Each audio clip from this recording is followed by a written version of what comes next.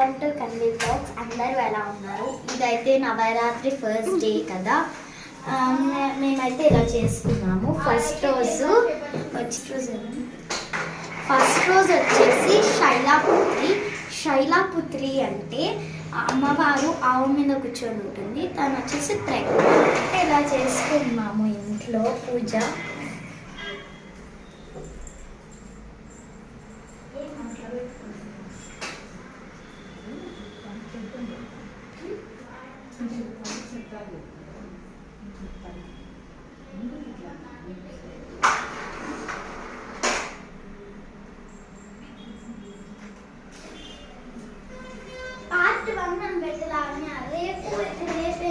అందరికీ first day of Navratri శుభాకాంక్షలు. మీ ఇంట్లో మీరు ఎలా చేసుకున్నారు కామెంట్లో చెప్పండి ప్లీజ్.